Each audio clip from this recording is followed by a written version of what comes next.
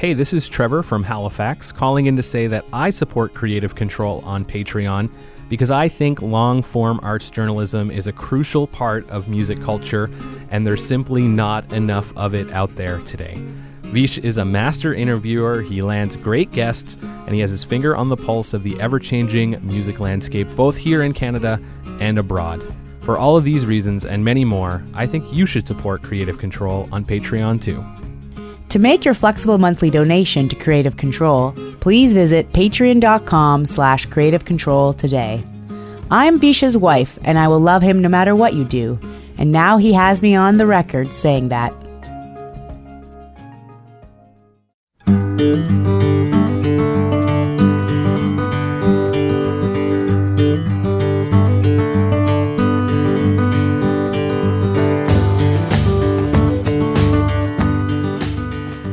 One episode of Creative Control, two separate interviews with comedians performing at JFL 42 in Toronto between September 19th and 29th. That's what I have for you today. Nicole Byer and I had a talk recently, and I'll tell you more about her in the second half of this show. But first, Andy Kindler. Andy Kindler is a remarkable and outspoken comedian who's currently based in Los Angeles, California, best known for frequent appearances as himself on The Old Late Show with David Letterman and recurring acting roles on everything from Everybody Loves Raymond, Marin, and Bob's Burgers. Kindler is a hardworking road comic who fearlessly assesses and critiques the comedy industry, both in his act and in his annual State of the Industry address at the Just for Laughs Festival in Montreal. Now, Andy will be performing his alternative show at JFL 42 in Toronto at Second City on September 25th. 26th, 27th, and 28th, and we had a good talk about comedy and cancel culture, Shane Gillis, Dave Chappelle, Jerry Seinfeld, media manipulation, his new movie, The Fiddling Horse, and much more. A part of the E1 Podcast Network with the support of listeners like you who subscribe to this podcast and spread the word about it, and make flexible monthly donations at patreon.com/Creative Control, plus in-kind support from CFRU 93.3 FM, Pizza Trokadero, The Bookshelf, and Planet Bean Coffee in Guelph, and Grandad's Donuts in Hamilton. This is the 497th episode of Creative Control, featuring comedians Nicole Byer a little bit later, and right now, Andy Kindler, with your host, me, Vish Khanna.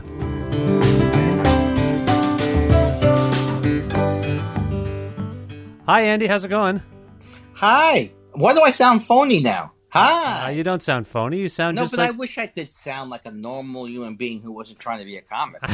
Actually, I'm better than that. When I first started comedy, I really felt the pressure to try and be funny. But now, after many years, and I think people have seen me, I think that ship has sailed. Do you think, I mean, for those of us who know you, Andy, the fact that you would feel pressure to be funny, it just seems effortless to me. Effortless. It seems, effortlessness is a hard word to say, and I messed it up. But...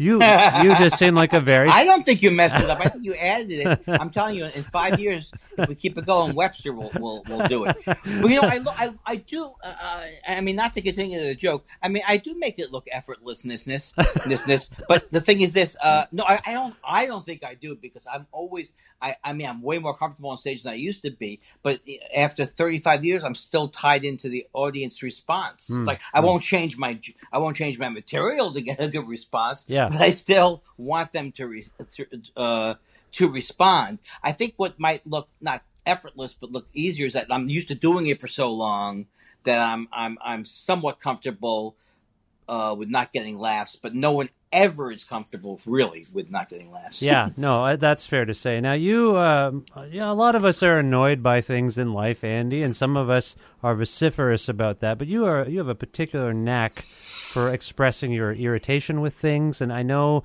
as we're speaking, there was some kind of Twitter thing that happened involving this comedian, this disgraced comedian that was fired from SNL. Can you talk about that a little bit? I whatever you want to talk about is fine by me, but something happened between you and CNN, and I was trying to follow it. What happened? Oh, okay. Well, that was a weird thing because people thought that I was defending the comic, which I don't understand at all. Yeah. But no, and actually I do understand it because if you don't know what I'm saying, it reads it quick. But the point is, Don Lemon and Chris Cuomo were on, and they were talking about the Shane Gillis thing, and they were talking about the whole idea of cancel culture. And Don Lemon, who really, is really. I feel bad for him because he doesn't think enough of himself. Yeah, and I think he needs to have a little self. No, the guy is really arrogant, and he starts talking about I can't stand this cancel culture thing.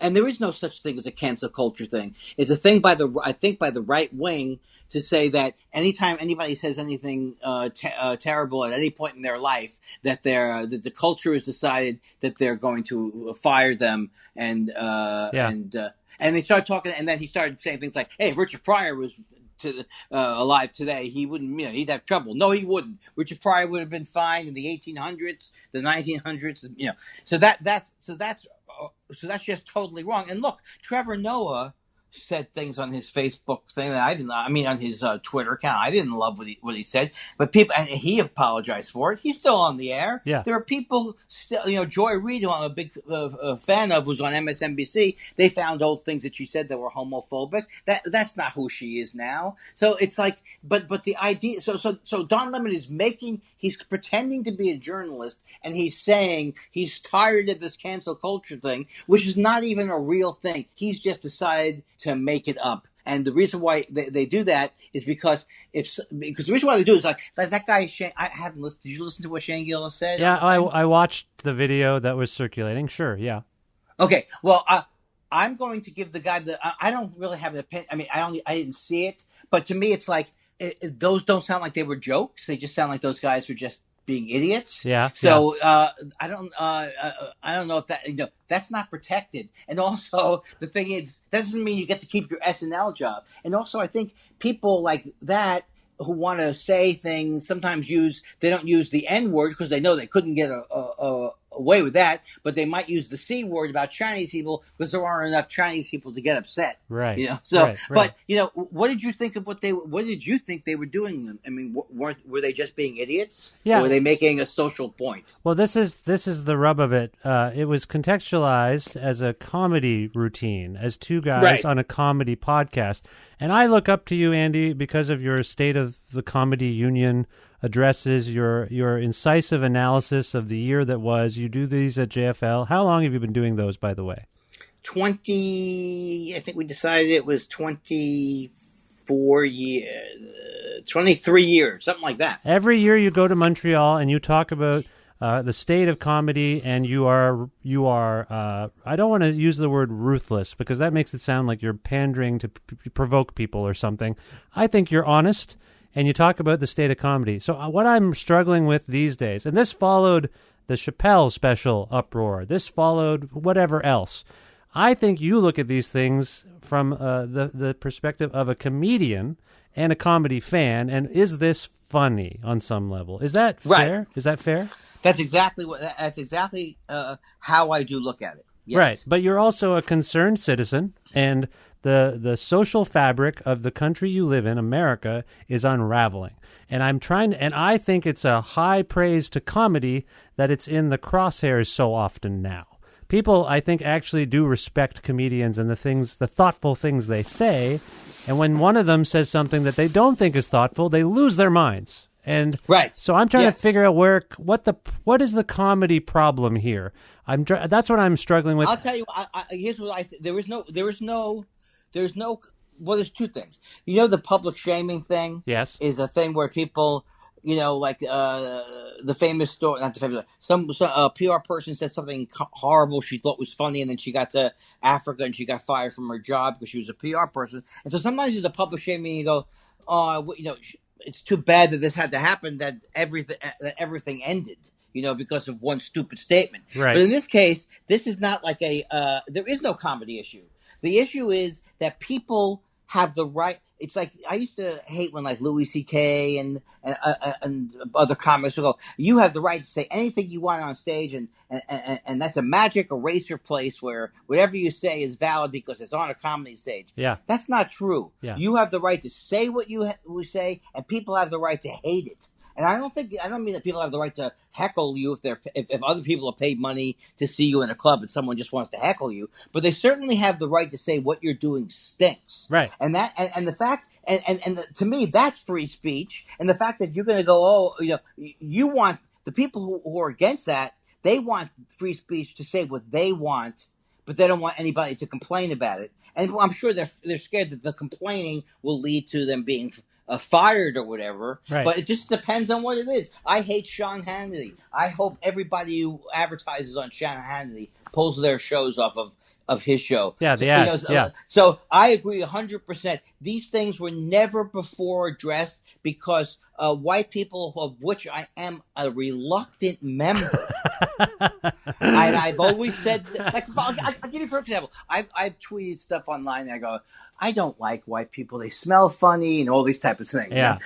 And then some of these right-wing groups have tried to then show that as an example of me being a racist, but you just can't do it. You can't. Obviously, I'm white. People know I don't hate myself. It's the same thing with being Jewish. You obviously know I don't hate Jews if I make fun of Jews. Of course, some people use their background to then go after other groups, and that's a whole other thing. But I'm totally thrilled that these people who felt voiceless before and were just trampled on in every art form, including comedy, get to say, no, I don't like it. Yeah, that's fair. I guess what I wonder is, are comedians being held to a standard that is unfair for people who are ostensibly telling jokes?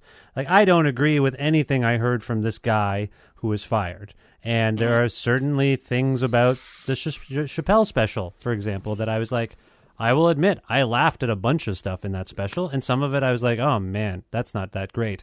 But I think I reacted the way you do with comedy, viscerally. Like, I laughed or I didn't laugh.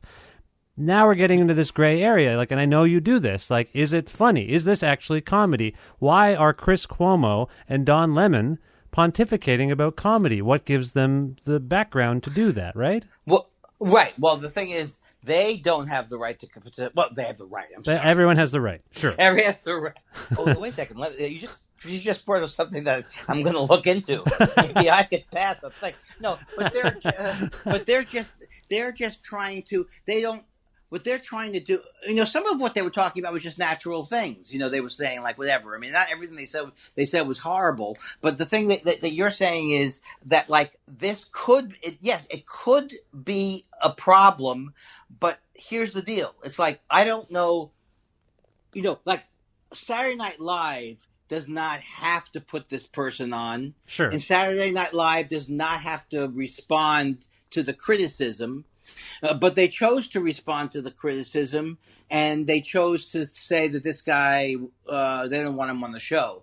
I think it's going to be a case-by-case basis of how this goes, Sure. It's like, but maybe I missed exactly what you said. So I have ADD and I have... Well, it's a convoluted question. I guess I'm wondering if a comedian, says a joke about, let's say, the LGBTQ community. Let's just say they make a joke. Oh, about you that. mean and you refer to Chappelle? Well, I'm just citing an example of a comedian. That's a perfect example. Go ahead. That's a perfect example. Now I remember. Now, okay. The point is like, yes, I can get if there's something Chappelle could say tomorrow that could make me enraged if he said it, right? Sure. And I still love Chappelle. Right. So then it's like, then what do you do with that information? It's like, I think sometimes people can say things and they have a tremendous blind spot, and then you have to decide: do you really want to throw out all Dave Chappelle with the Dave Chappelle water? Right. But the confusing part of it is, because he's Dave Chappelle, that doesn't mean he gets to not be criticized if he does say something horrible. Right. Right. Sure. So that's I'm not saying right like you're not getting it. I'm trying to figure it out for myself. I think it's a difficult issue. I don't think it's a clean thing. And when you were watching Dave Chappelle and you hit those points where you went, oh, I don't know about this. Part of you did say, I don't know. It's like you really had a reaction. I haven't seen the special, but you really had a reaction to. It's kind of not cool. And if it's really like uncool. If he all of a sudden just I'd kill my kid if he was gay, and I'm not kidding, then maybe people wouldn't watch Dave Chappelle anymore. So it's like he is a hilarious comedian, so he gets a lot of free reign. Yeah. And I wouldn't want to just say I'll never listen to Dave Chappelle again. But I can't predict how people are going to get 2 or 3 years from now. Well, it's like people became Nazis, not Ezra Klein.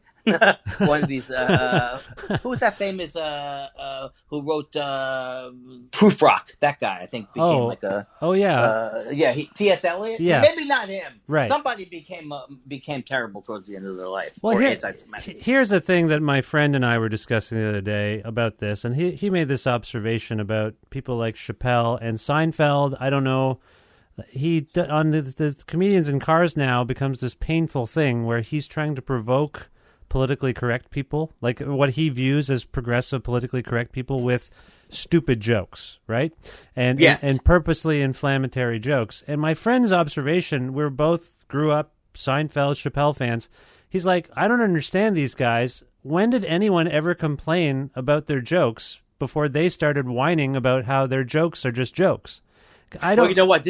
You're bringing up something that is exactly true. I talked about this 3 years ago at Montreal, when Seinfeld had come up with this joke where he goes, I'm operating my phone like a gay French king.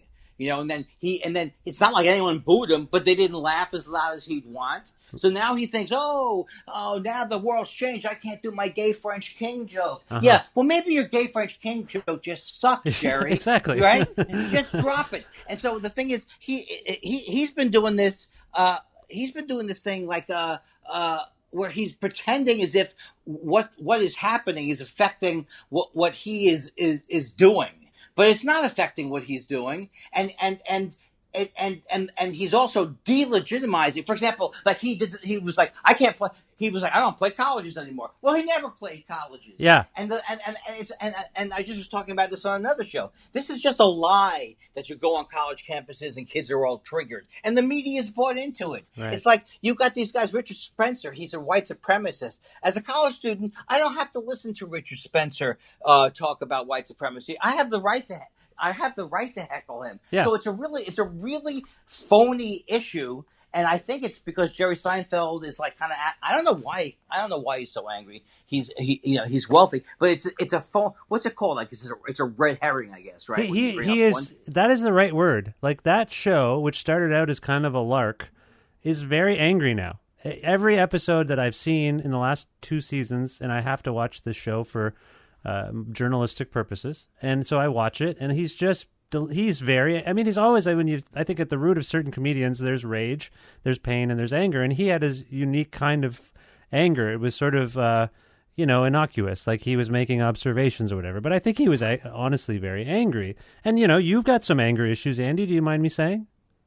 That's absolutely not true. I am the nicest. I didn't say you were mean. I just think you. No, I was kidding. Was my acting that good? Yeah, absolutely. People have been saying recently that they're believing what I'm saying, yet I don't get any parts. No, I'm extremely angry. And there's been times in my career that I've been rageful and yelling at the crowd and all of these different things. And I've had to moderate certain things, and I've had to, because everybody has because you're a comedian, that doesn't mean that you might not, because you're a comedian, even more, because you're taking risks, you may say something that you then realize, okay, I went too far. Yeah. And so like the idea that you can't apologize, that's why I despise Ricky Gervais. Right. He can't say anything. Like a couple of weeks ago, he weighs in on Antifa and said, it's like, but without knowing that it's a phony issue. Like maybe there are Antifa people who are doing horrible things, but they're anti-fascism. It has nothing to do with white. They're not like the white supremacists. It's not a both sides thing. Yeah, it's right in the name. I don't understand the Antifa thing exactly. going on. It's if you say it, you sound like an idiot criticizing it. Yeah, if you were white supremacist, if you would said white whites are worse. Whites are worse. If that was your organization, then people wouldn't accuse you all the time. Right. Well, all I'm getting at, and I'm sure you've seen it, is that I do think that I don't want to side with anyone that I disagree with in terms like these guys the one guy who got let go of SNL. I didn't hear anything in what they were saying that was funny. It seemed juvenile and stupid, but at the same time, well, no, that's a bad example. I just think that people are attacking the nuance of jokes as though they are profound and true statements in a weird way now. Is that fair? No, that is exactly fair. That is exactly fair. Well, I'll give you a perfect example. My friend Sam Cedar. You know Sam Cedar? Yes, I know of him, yeah. Yeah. Well, Sam Cedar was a hilarious comic, and then he does this show. So once he had done a sarcastic thing about Roman Polanski. I forget the exact joke, but it was obviously he was making the opposite statement using humor about his own kids. And they actually fired him from MSNBC, yes. But then there was such an uproar that he got rehired. So yes, this is a problem, and especially when you have the right wing in our country, which is just basically, I think, evil. They love to then turn around and go, "Oh, this person said this." They did that with Leslie Jones. They wrote what she said. So yes, it is definitely a problem to be watched out for, but I don't know exactly. So I think what I'm saying is I acknowledge both sides, but in this Shane Gillis thing, maybe this guy's the funniest guy in the world, and he's not a racist, and he would never use those words normally, and he loves Jews, and so he should have been on the show. Yeah. And in that case, it's sad. Okay. maybe it's sad. I think there is It's a very complicated issue. You know what I found myself doing, which I never do, is looking at the comments from his supporters under every tweet. Like if Variety posted a story about him being fired, I actually kept myself up stupidly just reading his supporters' comments, and that's in itself strange. That people are just like, no, you don't get it. He's doing a character, whatever. It's a bit confusing because there are comedians who we've talked about who I would take their side on an issue if it involved a joke. Right. So right. Anyway, I don't know where I'm going with it either. I don't know what the solution is. I don't know what the solution is either. But like, for example, like Ricky Gervais is always trying to see. I think Ricky Gervais is like like, for example, one of the issues that I never was that even was aware of was this whole fat shaming thing, which is like a real issue, which is like people are being told.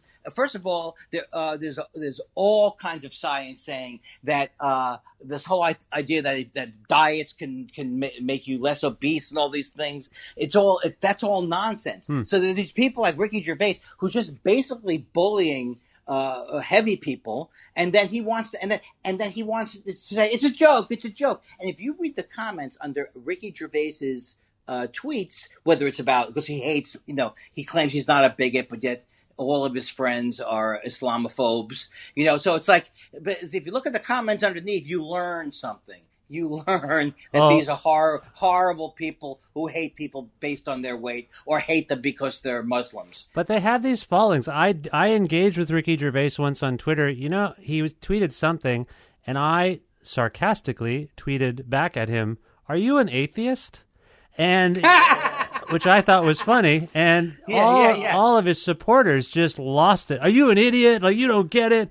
Have you ever heard him? Have you ever listened to him?" And just like did not get it. And that one of 50 was like, "I'm pretty sure he's joking." So yeah, the followings are just as scary.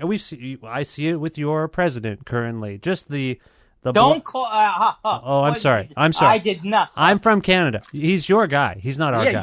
But your guy. It's your fault somehow. Your fault. I don't think it's my fault. I didn't. Why did you do it? No, he is our president. Your country's president. Yes. Right. I don't know. This is bigger picture. You did your State of the Union, obviously already for the year. What are you doing at JFL 42? I don't even know. You're doing your stuff, just normal stuff. Oh yeah, just regular stand up, and I host something called the Alternative Show, which was a misnamed show. It was good, named well in the '90s, but now one of the encouraging things is I think comedy has never been better than it is now. I mean, when I started. People like Rosie O'Donnell couldn't say they were gay. Yeah. I mean, they could, but Ellen DeGeneres. And now you don't even have to start your act with. I know what you're thinking. Am I from Africa or whatever? No, but it's like there are all kinds of the diversity will win out unless Trump destroys the planet. So, But, you know what I mean? so you're hitting upon something that I think we're experiencing more and more. You touched upon it already. There are media constructs that if you don't go out into the real world and go see your alternative show, you're going to think comedy is a certain way right now because of how it's portrayed in the media, how much they fixate on the controversies, and it's very divisive coverage on some level. I feel like in the subtext of almost everything we've been talking about is comedy is under attack by the mainstream media. So I think people need to go to your show and go out and actually experience what it's like, because I think it's never been more popular. It feels like it's impossible for me to say that, but I haven't been around for all of time, but comedy feels popular, right? Yes, and the thing is this, exactly what you're saying. And I'll give you an example of how I've changed.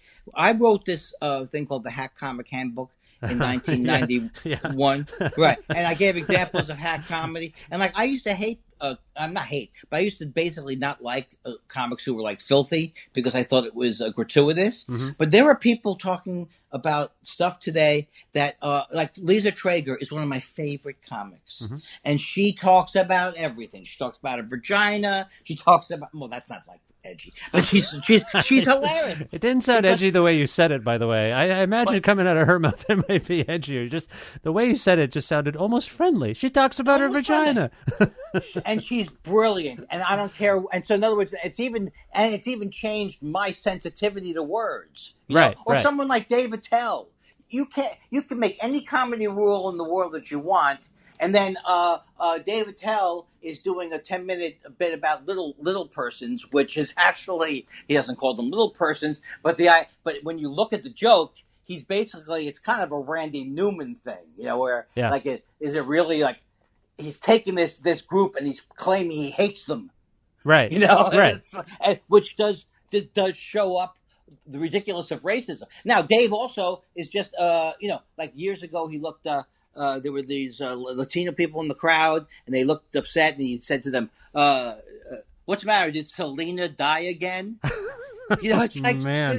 This is what this guy does. And you might see a show by him or whatever, and people that I love, and I might not, exactly what you said about Chappelle, I might not love every line, but I still love those comedians. But the other part of it is it's not fixed. It doesn't mean that no matter what comedian X says in the future, because they're geniuses, you have to then accept it and not complain about it. So it's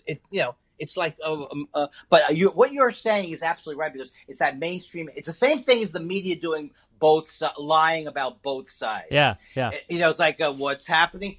The media can't wait to get into this. Oh, these comics! Look what these comics are doing. It's the same thing. They jumped all over comics can't say what they want on college campuses because the kids are too sensitive. That was just that was a right-wing propaganda campaign. I think comedians are more envied than almost any other form. I really do. I think comedians are the leaders. They write their own stuff. They're out on their own. I think a lot of people resent the courage that takes, the courage and the talent that takes, and I think they lash out. And that's what but again, I think this is a media construct. When I go to see comedy, I'm not feeling that. I'm experiencing something. I'm experiencing something in a holistic way. I'm not just processing the soundbite about it. You know what I mean? Well, I wish I could say it better than you just said it, but you're more articulate. And I know you're going to get mad when I tell you that you're more articulate than me. You're going to go, no, you're not, Andy. You're a genius. You're a genius, Andy. You're a genius. Exactly what you said is exactly the truth. It's right. A media construct, and that's not what's happening in the real world. Right. All right. Well, Andy, I always the last time you were on the show, it was episode 174, and it was the year 2015. And here we are, almost at 500 episodes, and it's just great to speak with you in the year 2019 and know that you're still going strong. So we talked about JFL 42. What's coming up next for you beyond that? You're in a movie. Aren't you in a movie? I'm in a movie called The Fiddling Horse. I don't even really know. I just don't even believe it's going to come out because I've never was in a movie before. And this guy wrote this part, and it's called Barry Bitterman. Oh, but it's me. The part is me. That seems like a stretch. That seems like a stretch for you to be Barry Bitterman. And the premise is that I am an ex jockey who got banned for life because I bailed off a horse. And the thing that I love about it is I'm 5'5.5", and I really could have been like a jockey who was just slightly too tall. Right. There's barely any method going on. You were just acting like yourself. You could Yes. be yourself. Right. Okay. I didn't have to do my usual preparation and that I do. So when is this film due? I've seen tweets about it. It seems to be coming out soon. I think it's coming out. There's a thing called the Chelsea Film Festival, which I was not aware of, and I think it's going to premiere there in a month. I think. That's what I'm hoping. This is in New York. Yes. Okay, just making sure. It could have been another Chelsea. Just making sure. No, it's there. Okay. Because there is, the New York Chelsea. Well, congratulations, a film, Andy. You're doing well. I'm very happy myself. Okay, anything else? No, but it was wonderful talking to you. This was really, really good. We must talk more often. You're not going to be in Toronto, right? Yeah, I will. I live in Guelph, Ontario. I live about an hour from Toronto. I'm planning to come to it. I'm coming to your show. I'm planning to come to your. Okay, you have my phone number and all that kind of stuff. Absolutely, right? I'll send you. I'll send you a note or a text or something. Is there a bit of yours that we can go out on, Andy, so people can hear you in action? Is there something from one of your records? Yeah. Here's one of my. Here's one of my jokes. This was a number 5 with a bullet once. No, the joke is I'm not looking for a massage with a happy ending. I'm looking for a cliffhanger. I want a tearjerker. I want a massage with a Soprano style ending. Well, I thought you were going to throw to a recorded bit, but you actually did a bit. I've never had that happen before. Andy, you are a consummate professional, full of surprises, a happy ending in its own way. I was not expecting that at the end of this. So people should follow you on Twitter and stuff, right? Yeah, Twitter's the main thing because my website, if you want to know what my tour dates were in 2005, go to my website. And you're just Andy Kindler on the Twitter? Yeah, at Andy Kindler, so that's a good thing. Andy, it's a pleasure to speak with you. Thank you so much. Right back at you. Best of luck with everything. You got it. Thank you so much.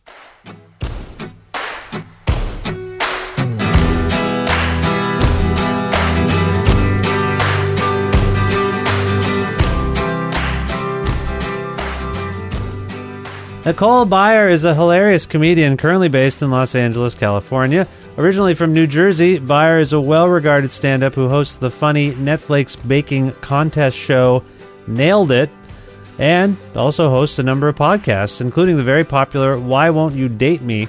On September 20th, Byer is performing at the Queen Elizabeth Theater as part of JFL 42 in the evening, but she'll also be recording an episode of Why Won't You Date Me at 11:30 a.m. that same day, September 20th, at the TIFF Lightbox Theater.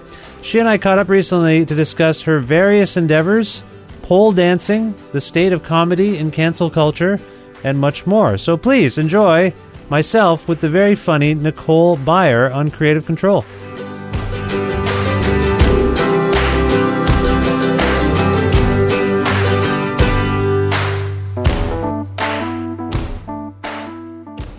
Hi, Nicole. How's it going? Pretty good. How are you? I'm all right. Where in the world are you right now? I'm in LA. Oh, nice. Is that where you live? Yes, I do. I live in LA. And how long have you been there? I've been in LA for, I believe, 6 years. 6 years? Okay. By the way, this is not a Canadian border crossing interrogation thing. I just, I wonder if you like LA, I suppose. Yes, I do. I love LA. LA is, it's home. It's sunny. It's great. I like LA. Good. That's good. And you're in your car now, I take it? Yes. Okay. Where are you heading? I am headed to a pole dancing class.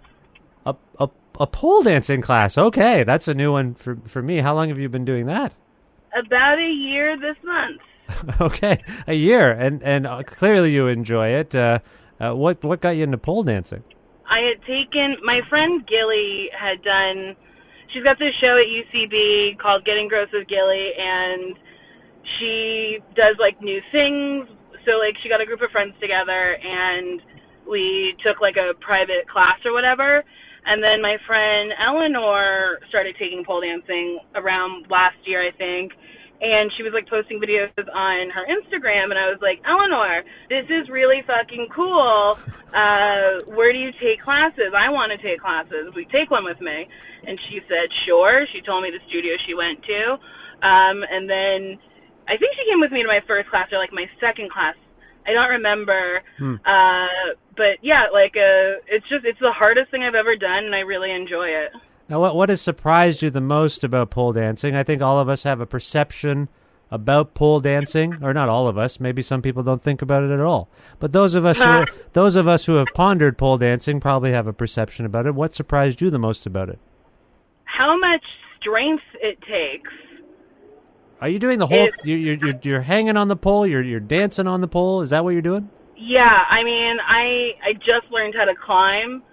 So, like, that's incredibly hard. That takes a lot of strength. But, yeah, dancing, routines, spins.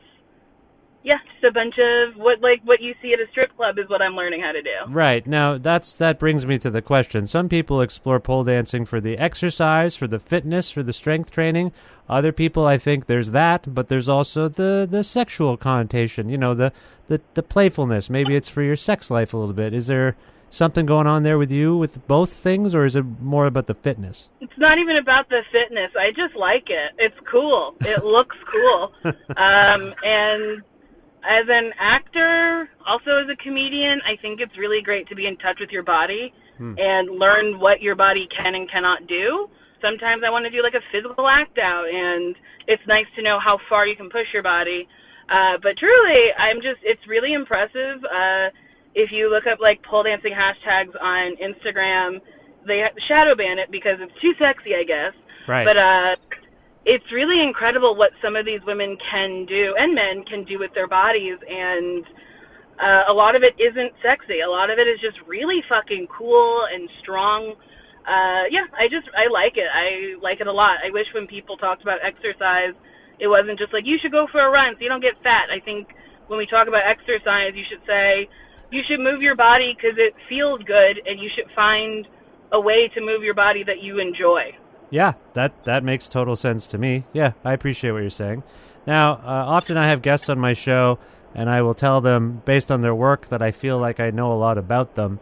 But you, as a comedian who I admire and whose work I follow, I feel like I know a whole lot about you, more than maybe I know about other people. I want to ask you, first of all, about your podcast, Why Won't You Date Me? I mean, maybe the reason for this podcast is right in the title, but can you tell people who haven't heard this show what inspired it? What's it all about? What inspired it is my friend John Gabris and I happened to be at the airport. I don't remember if we were on the same flight or not, but we were talking, and he was like, Nicole, you should really do a podcast. People love them. People come to live shows. It's a great way to, build your fan base. And, you're so funny. You should have more people come to your shows. And I was like, I don't even know what kind of podcast I would do. And he was like, you should do one where you talk about love and sex and, interview people about it. Interview dudes you've hooked up with. And I was like, cool. So then I was like, that's a great idea. And then pitched it to HeadGum, the network I'm on, Jake and Amir, long time in the podcasting space, and they do internet videos and used to do stuff at College Humor. They were super into the idea, and they've been really fucking supportive. And then at first it was a thing where I was like, I'm going to do this so it drives people to my stand-up shows. Now I genuinely like doing it. I think it's fun and interesting. I've run out of dudes who agree to get on it and talk about me. So now I'm just interviewing comedians and people who I think are fun and that I admire. It's just been this really cool experience, and I really like doing it, and it resonates with a lot of people because, a lot of people are single out there and they want to know why. Yeah, and I mean, you reveal a lot about yourself. I was listening to the Fortune Feimster episode, and she seemed surprised by your position on your own sexual orientation, I thought. That's what I heard in her voice. Have you learned a lot about yourself in revealing things about yourself on this show? No, because it's stuff I thought my stand-up is pretty. I talk a lot about myself and my experiences as a fat black woman and dating and whatnot. So yeah, I mean, talking to people from years ago who I hooked up with who were you had walls up, you weren't emotionally available. all that stuff, I was like, I mean, it's not like you opened a door and I like get it. It was like, oh yeah, I was in like an interesting headspace in my early 20s. Yeah. So I don't know if anything's been revealed. You don't feel like but you are you self-aware to know that you reveal a lot about yourself that some people would be too shy to talk about in terms of their own lives? I guess. I don't know. I don't know. I don't think I share that much. Okay. These are things you talk about with your friends, I assume, but can you talk a little bit about how you got into comedy and found your voice, so to speak? I started doing, so like I went to acting school, and I truly just Googled what do actors do when they're not acting? And something came up that was like improv. So I said, okay, I've done improv. I did that in school. I was funny at it. Why don't I try to do that? So then I started taking classes at UCB, and things kind of just like spiraled from there. And everybody at the theater who like performed and whatnot also did like commercial work and stuff and TV spots here and there. And I was like, oh, okay, so maybe this is a way in to get people to see me. Right. And then everyone at the theater was so fucking funny. So I spent a long time just truly being like, how am I funny? What do I want to talk about? So like, and it was just great to meet like-minded people. My dear friend Sashir Zameda, I met her at UCB, and then we started collaborating. So it was just great to meet people who were just trying to be funny. And then after I started doing improv and sketch, I started doing stand-up. Right. And your collaboration with Sashir, what did that consist of exactly? We do shows together. We've been improvising together for about a decade, and we do a podcast together called Best Friends on Earwolf, and we write together. We had done a web series a while ago at this point, and we still write now. Okay, cool. So you're also on the show Nailed It. Is that still going on? Yeah, we were nominated for an Emmy. Congratulations. That's great. That's amazing. Thank you. Thanks. Yeah, the show's still going on. We have holiday episodes and regular episodes. I believe we're in the, I think we've had, oh my God, there are 6 episode seasons, so it's hard to keep track of how many seasons are out. But yeah, hopefully we'll do more. I think we will, since we got nominated, which is really cool and awesome. Yeah, no, that's great. Congratulations. I'm calling you from Canada, and sometimes our American and Canadian Netflixes can be a bit different, but I think there's at least 3 seasons of this show. There's probably more, right? Yeah, I think there's 3 normal seasons, and then maybe 2 holiday seasons. I can't tell you. So for those who haven't seen this show, can you talk about it and summarize your role on it? Yeah, I host a baking competition show where we ask people to recreate beautiful, intricate confections, treats that were made by this woman Charity and her team of people over the course of a couple days, and we give them an hour to recreate it, and the people truly never recreate it in a way that looks good, but they're all just so funny and they make me laugh so hard. It's a very silly show where I think the message is just try it. What's the worst that could happen? It looks wild, and then we can all have a giggle. Does it speak to some problem we may have as a society where we think we can do more than we really can? Yeah. I mean, all the time, people, there was a football player who retired, and people were like, he's a pussy, and it's no, he's a better athlete than you'll ever be, and he made a choice for his life and his career. Do you know what I'm saying? People always think they know more than you, or they can do better than you. But it takes practice. You have to really craft your craft. Yeah, absolutely. Do you relate to any of the contestants on Nailed It in terms of their, man, I don't want to say delusion, but their feeling that they can. I got this. Can you relate to that feeling? I mean, not with baked goods. I am not trying to bake anything because there's too much cleanup. But, I mean, being an actor, being a comedian, you're delusional to get on stage and be like, I'm funny, and a group of people are going to want to hear what I got to say. I hear you commenting on Nailed It, where you're like, I think, I don't know if that's going to be ready in time. Like, you seem to have picked up some expertise. Are you bluffing, or do you actually know a little bit about baking? I mean, it's pretty common sense. You just got to read the directions. If you have an hour to bake something and it takes 30 minutes to bake, you got to get your cake in the oven at least 20 minutes into the challenge, so it can cool down. And it's not rocket science.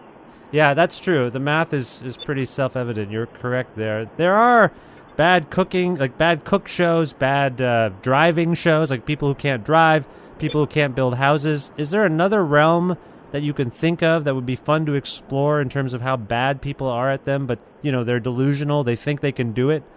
Can you think of another idea that might be fun?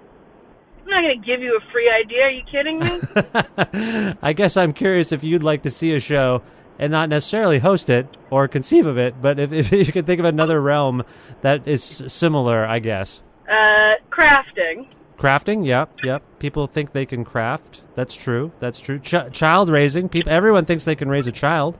Ugh, that would be awful. I don't think I could raise a child. It's not easy. I have two. It's not that easy, I have to say. You are due to come to Canada soon. Do you like coming to Canada? I love coming to Canada. It's fun. I was just in Montreal this year. I was in Montreal last year as well. I think I was in Toronto this year, or maybe that was last year too. Yeah, I love coming to Canada. I like Vancouver. Vancouver's beautiful. I like Edmonton. People are always like, why do you like Edmonton? I like it. Yeah, my wife's from Edmonton. I go there almost once a year now. I've grown to really like it. It's nice. Yeah, it's cute. There's good thrift stores there. Yeah. So, you're from New Jersey originally, is that right? Correct. Right. So I'm just curious about your perspective on Canada as a northeastern American, if that makes sense. Someone who's you were kind of close to Canada. You're familiar with our climate. Do you have a perspective on the distinctions between Canada and the U.S. per se? Like, do you feel them when you come into Canada?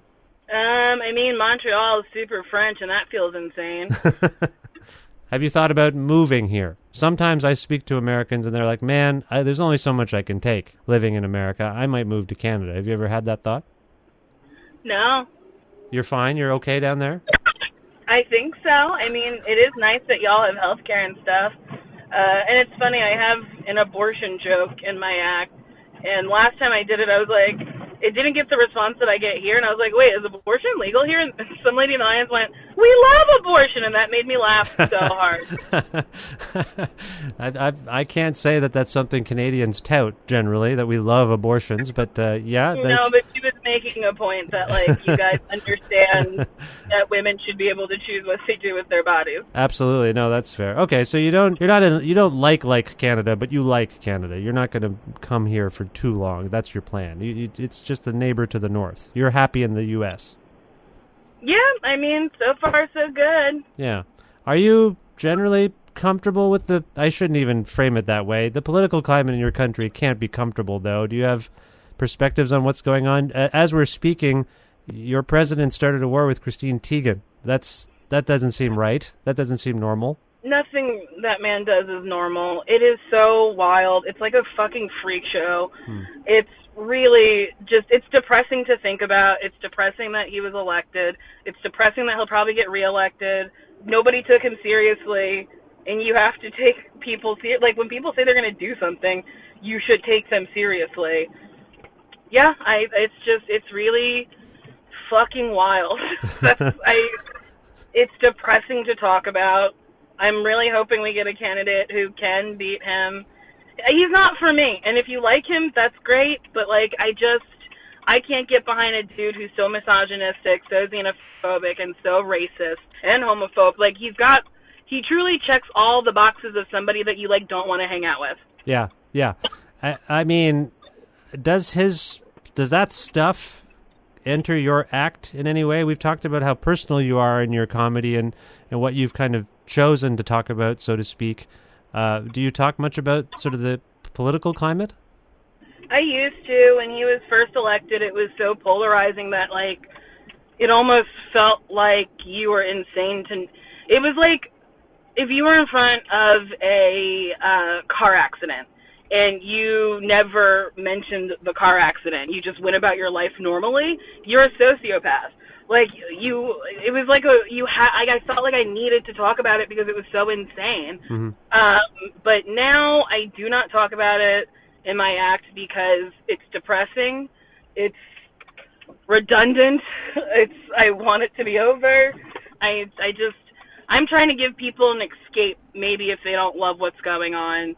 So I don't want to talk about them. Yeah, no, that's fair. I mean, earlier when we were talking about the pole dancing stuff, you were talking about how you do like to express body positive kind of feelings and thoughts into the world, and you like to talk about those things in your act a little bit. Is there any aspect of what's going on in the kind of socio-political landscape of your country that you think is leading to positive discussions, more outspokenness? It feels that way to me, and I wonder if you have a perspective on that.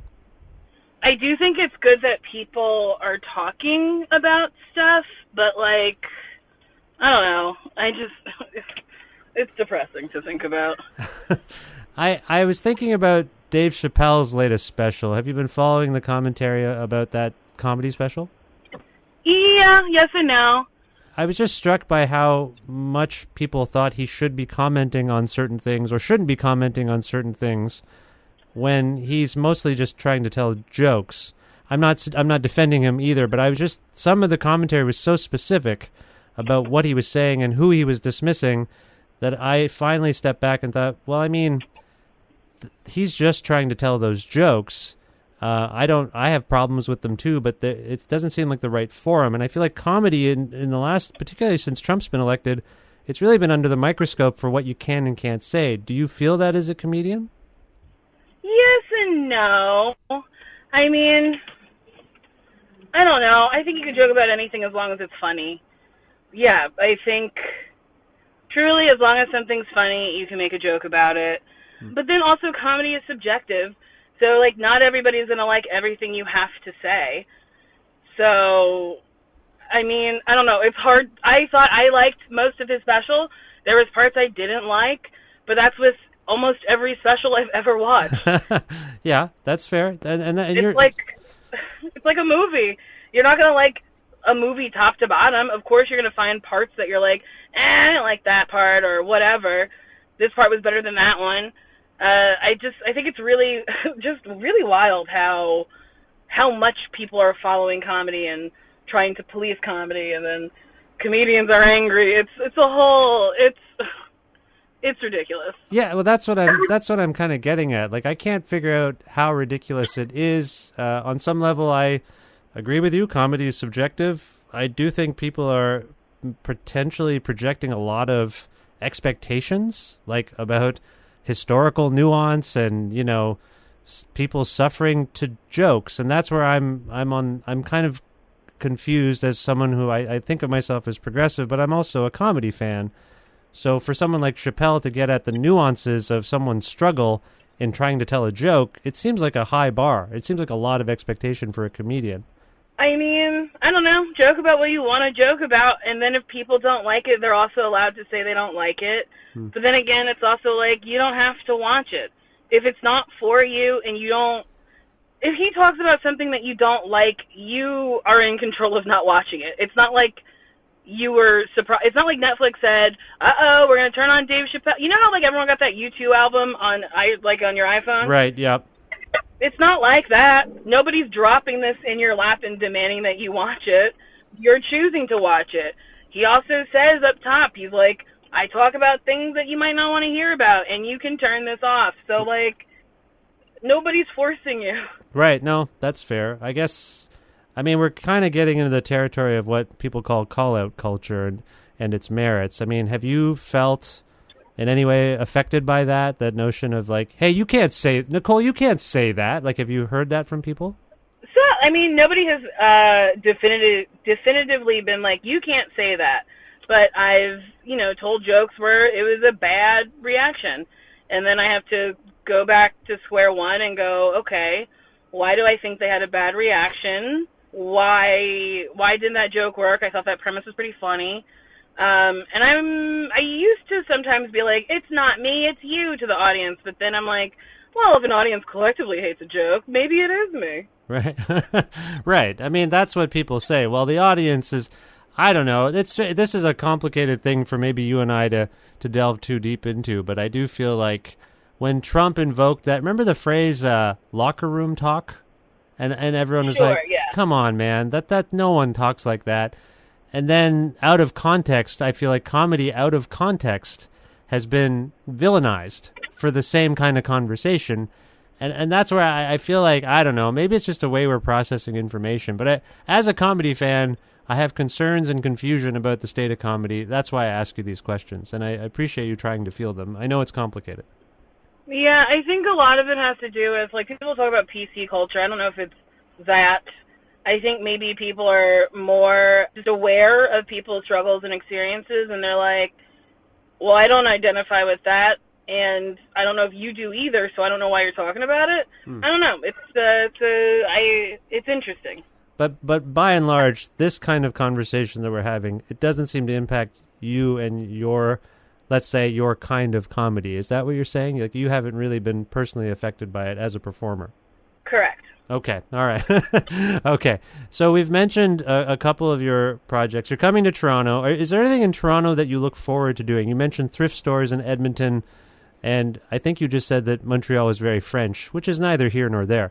But Toronto, are you looking forward to anything in Toronto? I haven't spent much time in Toronto. I do only think I'm there for like a day or two, so I don't know how much I'm going to get in.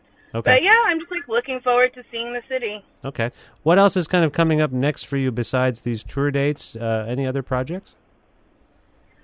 Just working on my podcast, Why Won't You Date Me? My podcast, Best Friends with Sashir. I have another podcast called 90 Day Bay that's on Patreon where me and my friend Marcy recap 90 Day Fiancé, and then a podcast where I sometimes host, if I'm not busy, with my friend Mana Agapian called Drag Her, where we talk about RuPaul's Drag Race. So a lot of podcasts, filming shit. That's doing weird. A lot. You went from not wanting to do a podcast at all to doing every single podcast. Yeah, I know. Are you okay? Are you too busy? Do you feel too busy? I think I'm okay. You seem okay to me, if I might say, from my perspective. I appreciate you and your work, and I want to thank you for your time. Where can people go to learn more about you beyond looking up all those podcasts? I have Instagram, Twitter, at Nicole Byer. I also have a website with my tour dates and stuff, and you can, search me on YouTube, but my website is NicoleByerWasTaken.com. It's a brilliant, that's a great domain name, if I might say. That's a good one. Thank you. Nicole Byer was taken by a woman who tried to get me to pay her $10,000 for the domain name. Yes, this has come up on this show a number of times from people of your stature, where they get fleeced. People try to fleece you. Yeah, I thought it was really wild. I was like $10,000 US, and that was her second offer. Her first one was $20,000. I was like, you got to be shitting me. That is weird. Anyway, well, Nicole, I will not fleece you. I hope this call was mostly free. Thank you so much for it, and I wish you the best of luck with everything going forward. Thank you.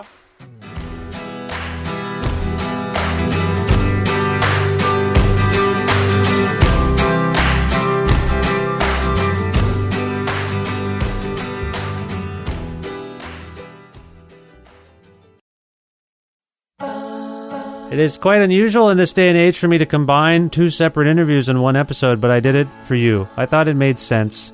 I hope you enjoyed that. Very special thanks to Andy Kindler and Nicole Byer for being on this, the 497th episode of Creative Control, which is part of the E1 podcast network and is available on all iOS and Android platforms and things like Spotify, YouTube, Audio Boom as well. By the way, if you've heard this spiel many times before, stay tuned. I have a little bit of an announcement about the Patreon. I have some Patreon incentives. Maybe you'll be interested in them, so stick around for that. But anyway, I'm going to keep going. What was I saying? Oh, yeah, the show. If you can't find an episode of the show that you're looking for on any of those platforms I mentioned, or if you want to learn more about me and sign up for my regularly scheduled newsletter, please visit my website, which is vishkhanna.com, and that is spelled exactly how it sounds, vishkhanna.com. You can't get it wrong. You'll figure it out. I trust you. You can like Creative Control on Facebook, follow the show on Twitter at VishCreative, or follow me at Vishkhanna. You can listen to a radio show version of Creative Control on Wednesdays at noon Eastern Standard Time around the world at CFRU.ca or on an actual radio at 93.3 FM if you're in or near Guelph. Okay, the Patreon situation. You can go, if you like, to patreon.com/Creative Control to make a flexible monthly donation to keep this podcast going. All of those donations are hugely helpful to keeping the show going. It's a small amount, but I'm trying to build it.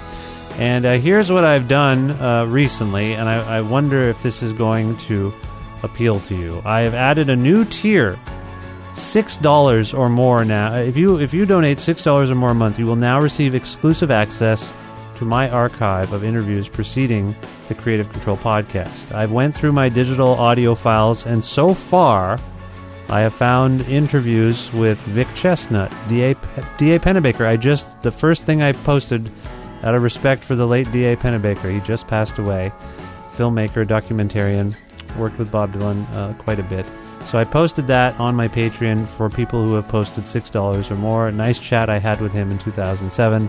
But also in the archives, Patti Smith, Nick Cave, Killer Mike, Sufjan Stevens, Donald Glover, Ice-T, Laura Balance, Arcade Fire, Fugazi, Mark Maron, Mavis Staples, Magnetic Fields, Wayne Coyne, Sage Francis, Patton Oswalt, more Will Oldham interviews, Michael Ian Black, Buck65, Yola Tango, Van Dyke Parks, Harmony Korine, No Means No, Jizza from Wu-Tang Clan, more Steve Albini interviews. It's all there. So please, I'm going to try to post a couple of those a month for people who donate $6 or more to the Patreon page. So if that intrigues you, go, please, to patreon.com/Creative Control and pledge $6 or more for exclusive content. Thank you very much. And also, thank you to Pizza Trokadero, The Bookshelf, and Planet Bean Coffee in Guelph, and Grandad's Donuts in Hamilton for their in-kind support for this show. As always, thanks to my good friend Jim Guthrie for letting me use some music of his on the show. You can learn more about him at jimguthrie.org. And finally, thank you very much for listening to this podcast and subscribing to it and telling your friends about it and talking about it. It's all very helpful and meaningful to me. I will talk to you very soon. Goodbye for now.